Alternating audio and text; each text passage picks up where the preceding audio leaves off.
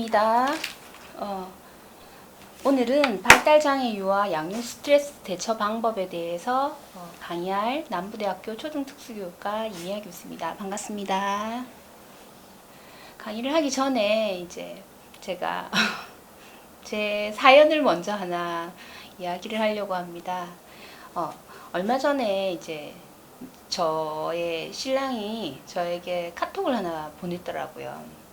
지난주 이 강의를 하기 전에 저의 가정사를 조금 얘기를 하자면 저랑 남편은 주말 부부에 저희 친정어머니께서 저희 아이들을 이제 같이 양육해 주시고 계시고요. 저는 이제 워킹맘이라서 아침 9시에서 뭐 저녁 6시 이렇게 퇴근을 합니다.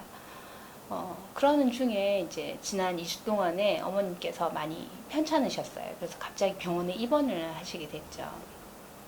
이제 그러는 중에 이제 주중에 신랑한테 문자가 왔더라고요. 그러면서 무슨 내용을 보냈냐면 여러분들도 아마 많이 들어보셨을 거예요. 성경에 다윗 왕이 이제 세공사를 불러서 나를 위한 아름다운 반지를 하나 만들어 달라. 그래서 내가 승리를 거두고 너무 기쁠 때 교만하지 않게 하고 내가 실망에 빠지고 시련에 처했을 때 용기를 줄 수 있는 글귀를 하나 넣어 달라. 그래서 이제 어떤 글귀를 넣을까 이제 세공사가 고민을 하다가 이제 솔몬 왕에게 이제 조언을 구하게 되죠. 그래서 그때 나온 말이 바로 이 또한 지나가리라. 연예인 이경규 아저씨가 이 얘기를 해서 사실 여러분들 더 많이 알고 계실 것 같긴 한데 그런데 이 또한 지나가리라는 참 그냥 들었을 땐 되게 좋은 문구예요.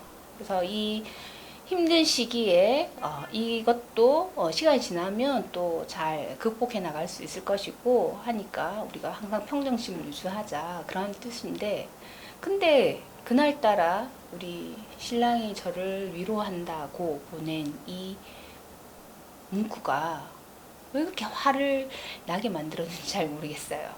왜 그랬을까요? 네.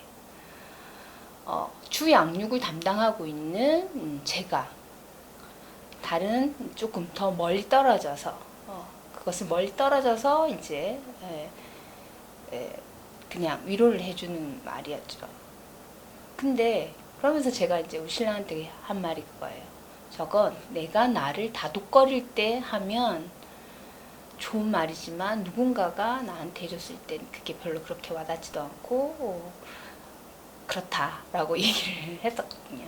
아마 어머님들도 비슷하지 않을까? 누군가가 이 또한 지나가리라 라는 말을 하면 좀 기분이 그렇게 좋지도 않을 수 있을 것 같아요. 그런데 같이 함께 그 양육에 참여하고 힘겨움을 알고 있고 그런 누군가가 이 말을 해준다면 그때는 또 마음이 이렇게 스스로 녹지 않을까 싶습니다.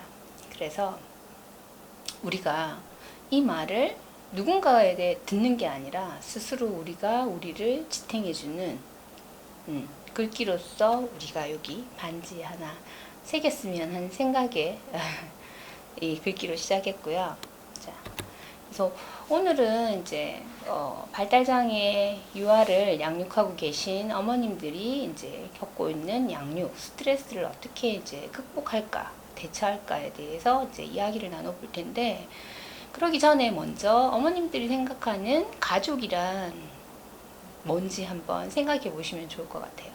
가족이 뭘까요? 가족하면 떠오르는 이미지, 느낌, 생각? 네, 한번 말씀해 보실까요? 네.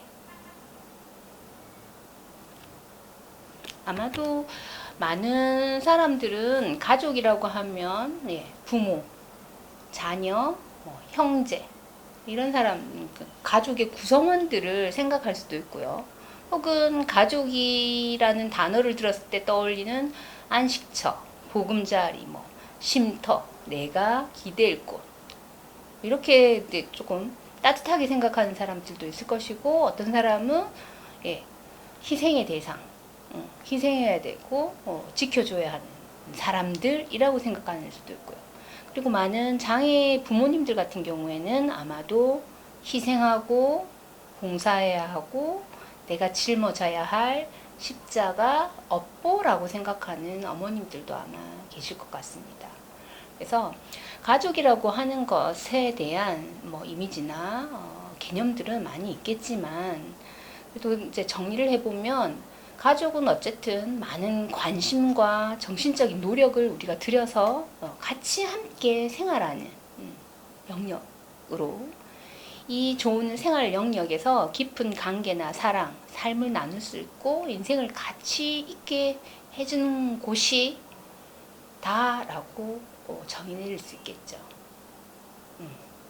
혹시 지금 어머님들의 생각에 가족이라고 하는 것이 이런 지금 말했던 여러 가지 요소들을 같이 담고 있는지 한번 생각해 보시면 감사하겠습니다.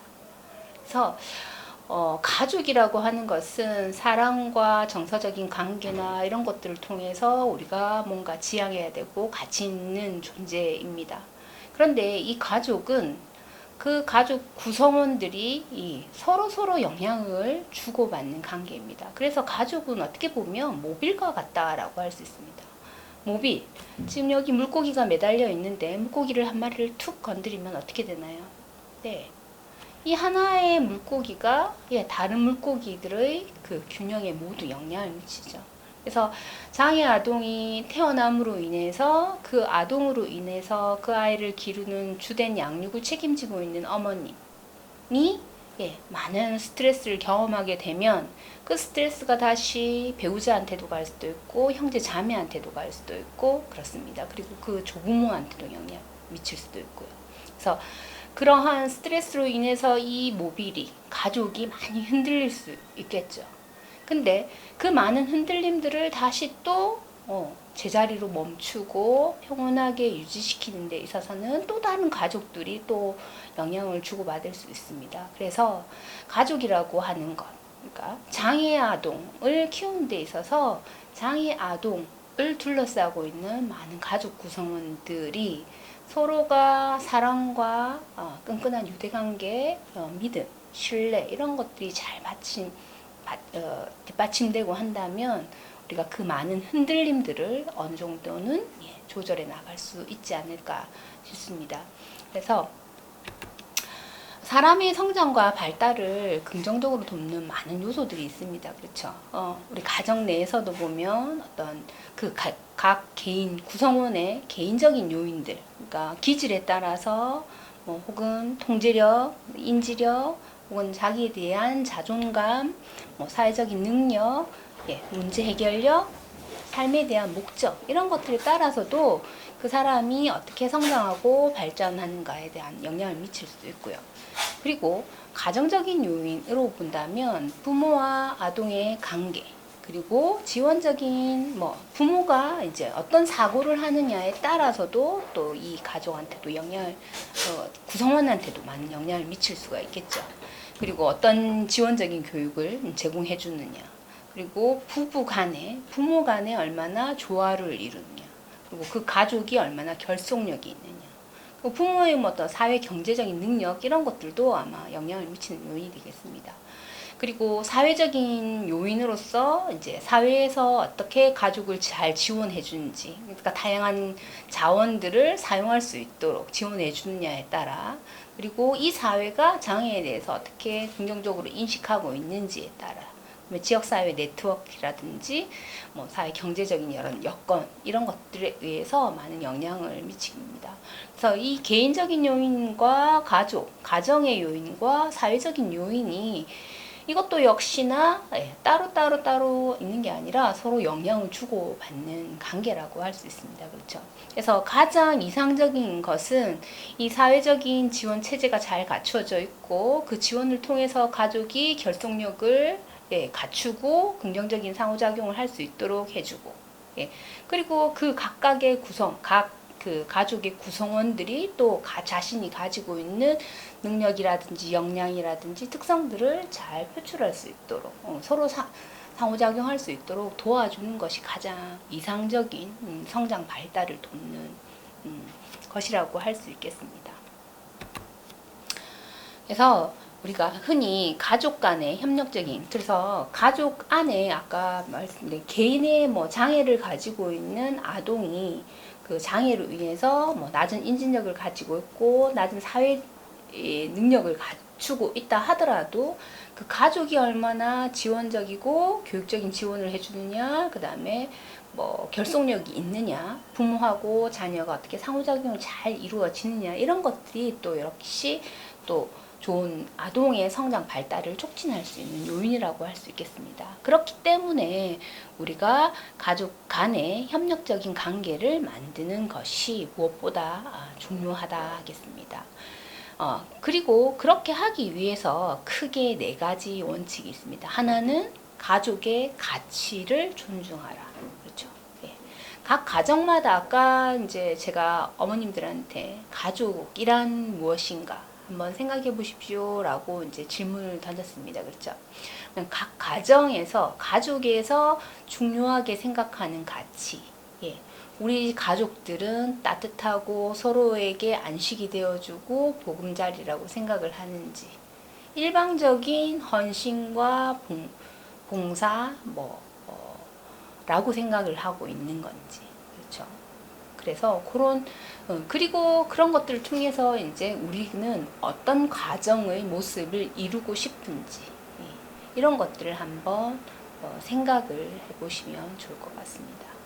그리고 2번째는 아동의 장애뿐만 아니라 가족이 직면하는 여러 가지 문제들을 이해하려고 시도하라 하는 겁니다. 많은 그 장애 아동이, 유아동이 있는 가정 내에서 이제 중심은 대부분이 이제 장애 유아, 그러니까 장애가 이제 뭐 그 진단이 되고 그러면 이 장애 아동에 대한 그 교육이라든지 양육이라든지 뭐 이런 것, 치료라든지 이런 것들에 이제 집중을 하게 됨으로 인하여 다른 가족 구성원에 대한 뭐 소외감 뭐 이런 것들이 발생할 수 있습니다. 그렇죠. 그리고 그것으로 장애로 인하여서 가족들이 느낄 수 있는 그 고립감이라든지 외로움이라든지 뭐 피로감이라든지 이런 것들이 있을 수 있는데, 그런 것들을 우리가 이 가족이 함께 해결하고 대처하기 위해서 고민하고 하는 것들이 필요하다 하는 겁니다. 그래서 그냥 장애 아동만 바라보고 나머지 가족들이 방치되거나 했을 때 그 골들이 더 깊어질 수 있다라는 거죠. 그래서 우리가 서로 그런 문제들을 이해하려고 노력하는 것들이 필요하겠다 하는 거고요. 3번째는 가족의 강점과 자원을 활용하기 위해서 창조적이 되어라 라는 말을 해드리고 싶습니다. 각 가정마다 강점이 있습니다. 장애를 가지고 있는 유아가 있기는 하지만, 그렇지만 그 가정 내에서 여러 가지 강점들이 있을 수 있고 자원들이 있습니다. 이 자원이라고 하는 것이 인적 자원, 물적 자원을 다 포함한다라고 보시면 되겠어요. 그러면 저희 집에 아까 저희 사례를 말씀드렸지만 저희는 주말 부부입니다. 그렇죠? 주말 부부로 인해서 떨어져 있는 시간이 많이 있어요. 그래서 나머지 이 양육을 저희 친정어머니께서 많이 도와주고 계시다라고 말씀드렸습니다. 여러분들도 아마도 그러한 상황이 놓일 수 있겠죠. 그러면 옆에 있는 친척, 친구 뭐 이런 자원들에 대해서 한번 생각을 해보시고, 그리고 우리 가족이 가지고 있는 장점, 그것이 뭔지 한번 찾아보시기 바랍니다. 그리고 가족의 최대 관심사를 강조하는 협력관계를 형성하라. 지금 현재 우리의 최대 관심사는 뭐냐? 가족이 합력하는 거냐? 이 장애 아동의 치료이냐? 지금 이 시기, 유아의 시기에 진학이냐? 뭐 이런 것들을 이제 할 때 어머님 혼자가 아니라 가족 구성원들이 함께 의논하고 그들을 나눌 수 있도록 도와줄 수 있도록 하는 것들이 필요하다 하는 겁니다. 그래서 어머님들께 다시 질문 드릴게요. 나에게 가족은 어떤 의미인가? 그리고 나의 강점, 그리고 우리 가족의 강점은 무엇인가. 예. 저의 강점은 잘 잊어버리는 겁니다. 예, 그리고 또 잘 회복이 잘 된다라는 거. 신체적인 회복도 그렇고 심리적인 회복도 조금 빨리 되는 편이라고 생각합니다. 그것은 의도적인 노력에 의한 것이겠죠. 그냥 놔둔다고 잘 되는 건 아닐 거예요. 어머님들 중에서도 유쾌하고 즐거우신 분들이 있을 거예요. 그리고 내가 또 좋아하는 것들도 있으실 것이고요. 저는 책을 읽거나 뭐 이렇게 하면 금방 조금 빨리 몰입이 돼서 다시 이제 스트레스가 금방 풀리는 타입이에요. 어머님들은 어떠신지? 네. 그림을 잘 그리시는 분들도 있으실 거고요. 얘기를 재밌게 하시는 분들도 있으실 거고요. 여러 가지 강점들이 많이 있으실 겁니다. 그리고 우리 가족의 강점. 네. 으쌰으쌰를 잘한다. 잘 단합한다. 가족들이 서로 사랑한다. 뭐 그런 것들을 또 강점이 될 수 있습니다. 그래서 그러한 강점들을 찾아서 우리가 그런 것들을 더 키워나갈 필요가 있겠습니다. 그리고 이제 강점을 찾는다. 그 다음에 우리 가족의 강점, 그 다음에 우리 앞서 말했던 우리 주변에 있는 가족을 지원해 줄 수 있는 자원들이 어떤 것들이 있을까를 이제 고민을 할 때 그런 자원들을 잘 활용하라라고 말씀드렸습니다. 그렇죠? 그러려고 하면 내 주변에 어떤 자원들이 있는가를 한번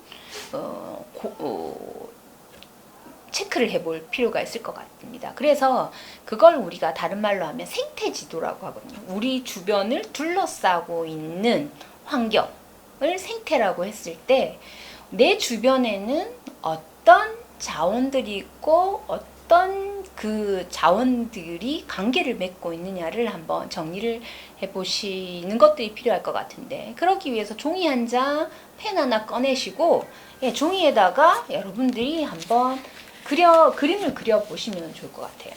지금 이제 화면에 보이는 것처럼 여기는 이제 외국 사례이긴 하지만 엄마, 아버지, 그리고 자녀가 3명이 있어요. 그래서 3명의 자녀들이 있는데 그때 이제 우리가 자주 만나는 사람, 관계를 맺고 있는 사람들을 이제 한번 표시를 해보는 거예요. 그래서 엄마랑 아버지는 직장이 각각 있어요. 그래서 직장에서 머니, 그쵸? 물리적인 지원들을 이제 받게 됩니다.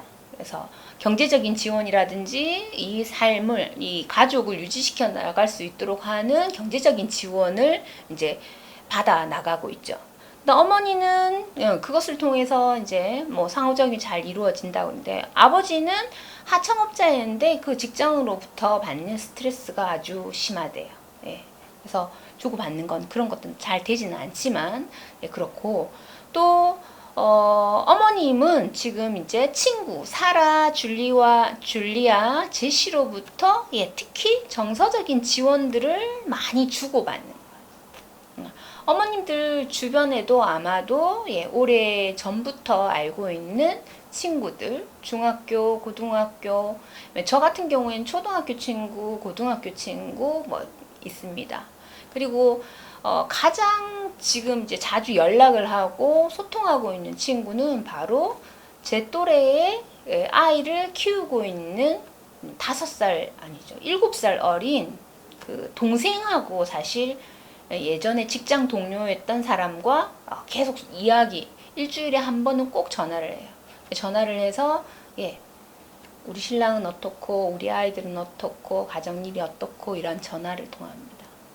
그런 그 주고받음으로 인해서 정서적인, 그러니까 많은 스트레스가 올라올 때 이제 전화 통화를 좀 하고 나면 이제 조금 많이 풀리거든요. 그래서 그러한 그 정서적인 지원을 해줄 수 있는 사람들이 어떤 사람들이 있는지도 한번 체크를 해보시는 것들이 필요하겠고요. 그 다음에 조기 개입팀, 코니 선생님 주일에 방문하고 쇼나 선생님이 월 1회 방문을 해서 이제 하는데 그분들로부터 인포메이션을 받는 거예요. 정보를 받는 거예요. 아이들에 대한 교육적인 지원, 어떤 지원을 해주고 지금 현재 어떤 교육을 실시하고 있고 어떤 교육이 필요하겠습니다 하는 것들에 대한 전체적인 교육에 대한 계획들을 선생님으로부터 이제 정보들을 받는 것들입니다. 그리고 친척 파커 이모가 계신데 매주 통화를 하고 있다. 뭐 이렇게 되어 있고요. 그 다음에 아버지 쪽이나 어머니 쪽에서도 어머니는 서너 달에 한 번 정도 그림 그리기를 하고 싶은데 더 자주 하고 싶은 욕구가 있고 아버지도 뭐 월 1회 골프를 이제 하면서 이제 정서적인 지원을 아버지는 그쪽으로부터 많이 받고 있다. 이렇게 되고 있습니다. 이런 전체적인 그림 지도를 보면서 어머니와 아버지의 지금 현재 그 상황 에 대한 정보들을 우리가 알 수 있죠. 그리고 아이들도부터 어린이집을 다닌다든지 학교를 다니거나 뭐 그 교회를 다니거나 이런 것들을 통해서 여러 가지 정서적인 지원이라든지 뭐 교육적인 지원이 어떻게 이루어지고 있는가의 전체적인 그림들을 한번 그려보실 수 있을 것 같아요. 근데 저는 이제 제가 저의 그림을 만약에 그려봤을 때, 했을 때 사실 직장과 친구들 관계나 이런 것들은 있지만 그 외에 여가라든지 이런 부분들이 내가 별로 없구나 하는 거를 사실 이 강의를 준비하면서 제가 또 그림을 그려보면서 지금 이제 제가 육아에 그리고 육아와 직장이라고 하는 것들에 지금 이제 전체가 매여 있구나 하는 걸 사실 저도 한번 잘 점검을 하기도 하였습니다. 그래서 어머님들도 이제 이런 그림을 그려보시면 내가 지금 뭘 더 하고 싶은지, 어떤 것들을 조금 더 하면 좋을 것 같은지, 우리 신랑은 어떻는지 이런 것들도 한번 체크하실 수 있을 것 같아요. 그래서 이러한 생태 지도를 가지고 가족끼리라도 이제 보자들끼리 남편하고 같이 이야기를 나눠보시는 것도 좋을 것 같습니다. 가족 간의 협력이 무엇보다 이제 중요하다고 말씀드렸습니다. 그렇죠? 그래서 가족 간에 이제 좋은 관계를 형성하기 위해서는 무엇보다도 이제 좋은 관계를 위한 이제 대화의 습관이 필요하겠습니다. 첫 번째로는 믿어주기, 두 번째 경청하기, 세 번째 격려하기, 그다음 네 번째 수용하기, 네 번째 불일치에 대해서 이야기를 나누고 협상하기, 그 다음 여섯 번째 존중하기, 그리고 6번째 지지하기입니다. 이 단어에서 가지고 있는 어감들만 그냥 생각을 해보셔도 좋은 관계를 형성하기 위해서는 일단은 믿고 경청하고 격려하고 받아들이고 지지해주고 존중해주고 하는 그런 것들이죠. 그래서 무엇보다도 지금 이제 장애를 가지고 있는 아이 때문에 힘든 상황일 거예요. 그렇죠. 가족 모든 구성원들이 어려운 상황일 수 있습니다. 그런데 지금 말하는 이런 습관들은 사실 장애가 있건 없건 좋은 가족 구성원들이 갖추어야 할 대화의 방법이라고 할 수 있겠습니다. 저희도 마찬가지로 나이가 어린 아동들을 양육하거나 키우게 되면 당연히 남녀 부모 간에 이 맞물리지 않는 그 간격이 있습니다. 그래서 많은 주변에 있는 아이들을 키우는 어머님들을 얘기를 들어보면 나 혼자 하는 것 같다. 그래서 나는 화가 난다. 도와주지 않는다. 나를 존중해주지 않는 것 같다. 뭐 이런 것들이죠. 그렇게 되면 그게 다시 어떻게 될까요? 남편한테 비난하거나 불만하거나 잔소리하거나 이렇게 되어 있습니다. 그렇죠? 지금 말하는 이제 관계를 해치는 7가지 습관, 앞서 좋은 관계를 형성하도록 돕는 7가지와 반대되어서 잔소리를 하거나 비난하거나 비평하거나 혹은 해유하거나 협박하거나 처벌하거나 남편한테 뭐 처벌을 그렇긴 하긴 하겠지만 어쨌든 우리가 보통 좋은 관계를 형성할 수 있도록 도와주는 그 것과 그 관계를 해치는 그 습관들이 사실은 참 맞닿아 있다라고. 내가 좋은 관계를 형성하고 싶지만 그것들이 잘 되지 않기 때문에 오히려 잔소리하거나 비판하거나 비난할 수 있습니다. 그런데 그런 것들이, 그러한 행위들 자체가 어떻게 관계를 회복시키기보다는 오히려 다시 관계를 해칠 수 있다라는 거죠.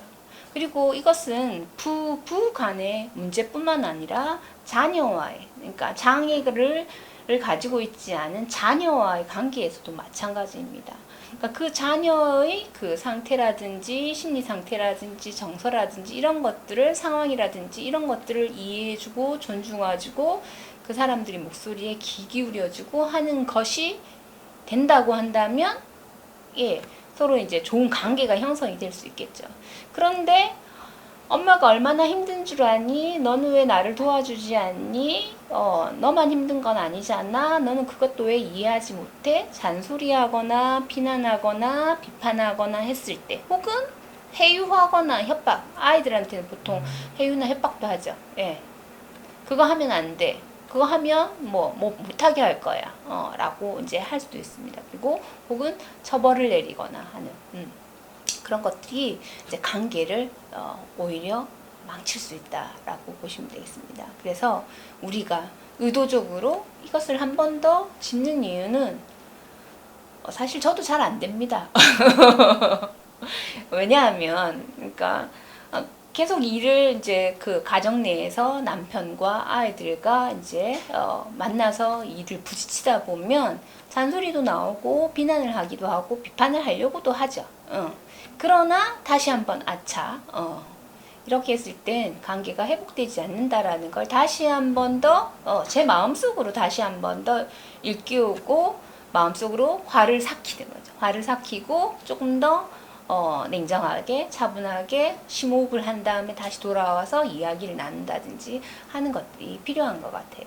그래서 우리가 좋은 관계, 가족 구성원들의 이 관계들을 회복하기 위해서 협력할 수 있는 관계를 맺는 것이 가장 스트레스를 사실은 줄이는 방법 중에 하나입니다. 그래서 사랑으로 뭐 이런 것들 뭐 하죠. 사랑으로 사랑이 되어서 좋은 관계를 지지해주고 지원해줄 수 있도록 하기 위해서는 오히려 지금 관계를 해치는 것들을 줄이고 그 반대의 행위들을 많이 했을 때 우리가 좋은 관계를 형성할 수 있다라고 보면 되겠습니다. 그래서 우리가 대화의 기술이라고 생각을 해보면 첫 번째 유머를 사용하라. 저도 뭐 유머러스한 사람은 아니지만 유머를 사용해서 이제 즐겁게 위트 있게 이야기를 시작하는 것들이 꼭 필요한 것 같습니다. 그리고 두 번째로 하지 말아야 되는 것 자체가 바로 서로가 문제라고 생각되는 것은 사실 이야기 주제로 약간 떨어뜨리는 것들이 필요한 것 같아요. 지금 오히려 대화를 시작하거나 할 때에는 문제가 되지 않는 것에 대해서 이야기를 시작하고 유지하는 것이 이제 필요하겠습니다. 당장 급한 거, 당장 해결되지 않는 거, 그 다음에 문제 발생이나 배경이나 문제를 되새기는 대화. 예전에 너 그랬었지. 그랬었죠. 근데 그것은 해결될 수가 있는 게 아닐 경우들이 많이 있습니다. 그래서 지금 현재에 있는 상황들에 대해서 이제 이야기를 나눠보는 것들이 필요하겠고요. 그리고 네 번째로는 감정이 가라앉은 다음에 이야기하라. 아까 말한 그 잔소리나 비난이나 비판이나 이런 것들은 감정이 격해 있을 때 막 쏟아져 나올 수 있습니다. 그렇죠? 그래서 그런 것들을 조금 줄이면서 하는 것들이 필요하겠고요. 그 다음에 판단을 보류하고 하는 말에 주의를 보류하고, 제가 그러니까 다른 사람이 남편분이 이야기를 한다거나 자녀가 이제 이야기를 하려고 할 때 듣기도 전에 그렇겠지 추측하지 말고 판단하지 말라는 겁니다. 그리고 하는 말 자체에 주의를 기울이라. 그리고 그 말에 공감하고 경청하는 것들이 필요하겠습니다. 그래서 이야기하는 동안에 또 침묵을 허용하고 말이 끊어지거나 그렇다 하더라도 기다려주는 것들이 좀 필요하겠습니다. 그리고 자녀나 가족의 상황에 공감할 수 있는 것들이 필요하겠습니다.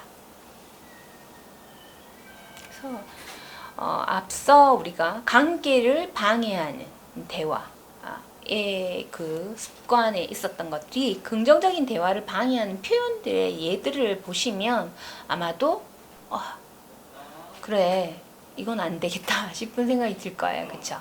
나 이것밖에 못해? 너 때문에 그렇잖아? 이건 방법이 틀렸어. 하지마. 다시는 용서 안 해. 왜 그렇게 생겨먹었니? 핸드폰 압수야. 잊어버려. 그런 건 잊어버려. 네.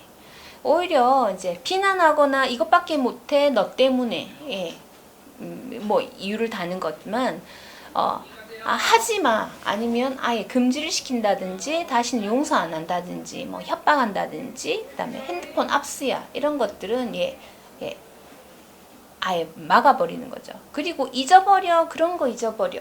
사실 이런 것들도 오히려 무조건적인 지지나 무조건적인 신뢰도 좋을 수 있지만 좋은 게 아니라 오히려 저런 것들은 이제 그 문제의 상황이라든지 문제를 해결하는 데는 도움이 되지 않는다라는 거죠. 그럼 분명히 문제가 있는데 어려움이 있는데 잊어버리고 지나가 버리라고 하는 것도 맞지 않을 수 있습니다. 그래서 오히려 어떤 상황이었는지 오히려 저런 것들은 어떤 느낌이 들었는지 경청해주고 들어주고 지지해주고 하는 그런 것들도 꼭 필요할 수 있습니다. 그래서 우리가 일상적으로 많이 사용하고 있는 대화들을 방해하는 것들을 표현들을 우리가 되새겨 보면서 그런 것들을 조절해 나가시면 좋을 것 같습니다.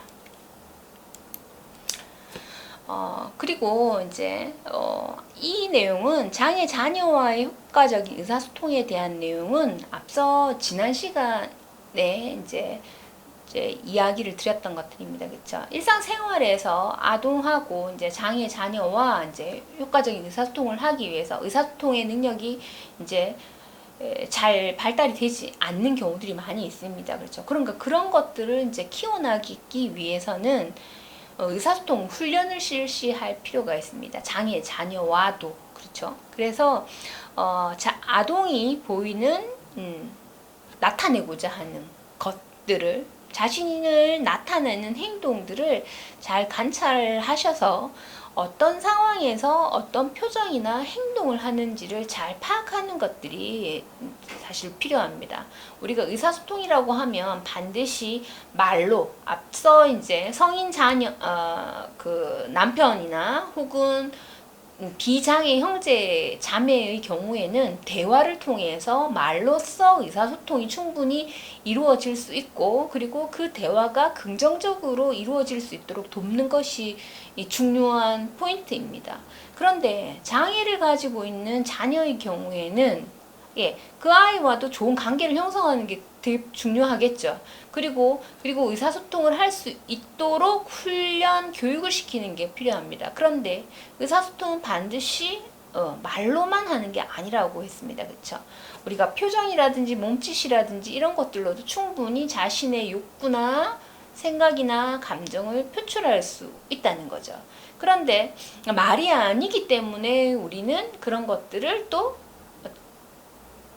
정확하게 캐치를 하지 못하는 경우도 있을 수 있습니다. 그래서 일상적으로 그 나타나고 있는 이 아동의 어떤 욕구를 표현하는 방법 혹은 뭔가 감정을 표출하는 방법 이런 것들을 잘 파악을 하셔서 그것을 적절한 방법으로 표현할 수 있도록 도와주는 것들이 필요하겠습니다. 그리고 이제 아이가 원하는 행동, 지난번에 뭔가를 달라고 하고 싶다. 그래서 소리를 지른다든지 아니면 부모의 손을 끌고 간다든지 하는 행위들을 했을 때 부모는 뭐 달라는 거구나 하는 것들을 반복을 통해서 이미 알고 있을 수도 있어요. 근데 그런 반복을 통했을 때 엄마의 행위의 그 반응과 아버지의 반응은 또 다를 수도 있겠죠. 그래서 부모의 반응들을 우리가 또 잘 관찰을 하시고 그것들을 기록해 놓는 것들이 필요할 수 있습니다. 그래서 아버지는 엄마는 일상적으로 잘 파악을 해서 얘가 뭘 원하는지를 알아. 그래서 그게 맞는 그것을 표현하기도 전에 이미 들어준다든지 뭔가를 줘버린다든지 할 수 있어요. 그 반응들을 기록해보고 아버지는 잘 모르기 때문에 뭐라고 질문하고 뭐 오히려 또 다른 행위들을 할 수 있겠죠. 그러니까 그런 것들을 이제 잘 기록을 해 놓으셨다가 조금 더 효과적으로 의사소통할 수 있도록 자기가 원하는 것을 물건으로 교환할 수 있도록 한다든지 혹은 바라는 것들을 조금 더 뭔가를 골라서 할 수 있도록 한다든지 그래서 사진이나 그림을 활용하여서 대화를 시도할 수 있도록 도와주는 거. 우리가 지난 시간에 그림 교환 의사소통 책이라고 했습니다. 그림을 교환해서 의사소통을 할 수 있도록 도와줘라 라고 했습니다. 그래서 그림을 그래서 사진은 제일 이제 우리가 이해하기가 쉬운 장면이죠. 그거 실물하고 똑같은 것들을 보여주고 그 행위를 하는 거고 그림 같은 경우에 그것보다 조금 더 단순하게 되게 되는 거죠. 그래서 그 아이의 특성에 따라서 사진이 될 수도 있고 그림이 될 수도 있는데 그런 것들 통해서 의사소통을 하는 것들을 지도를 하는 것들이 필요하겠고요. 그러면 이제 가족들, 엄마, 아빠, 자매, 형제, 자매들까지 가족 구성원들이 이 아이가 원하는 것들이 뭔지 하려고 하는 것들을 말은 하지 않더라도 그런 것들 교환하면서 할 수도 있고 또 그런 교환하는 과정 중에 의사소통 모델을 보여줘서 대화를 시도할 수도 있습니다. 그러면 이건 우리 가족끼리만 의사소통 잘 되면 되느냐? 아니죠. 의사소통은 결국 어떻게 보면 밖에 나가서 다른 사람하고도 의사소통이 잘 되면 제일 좋은 방법입니다. 그래서 그 범위들을 점점 확대시켜 나가는 것들이 필요하겠고 그래서 가족이나 이웃과 그러한 의사소통 방법들을 공유하고 또 촉진해 줄 수 있는 사람으로서 활용해 보는 것들도 좋을 것 같습니다. 그래서 여기까지 이제 해서 가족이라고 하는 것이 무엇이고 이 가족의 구성원들이 얼마나 유대감을 증대시킬 수 있고 결속력을 증대시킬 수 있도록 노력하는 것들이 필요하겠고요. 그 중에 가장 중요한 것이 서로 대화를 통해서 많은 정보들을 주고받고 정서적인 지지를 제공해주고 하는 것들이 꼭 필요한 것 같습니다.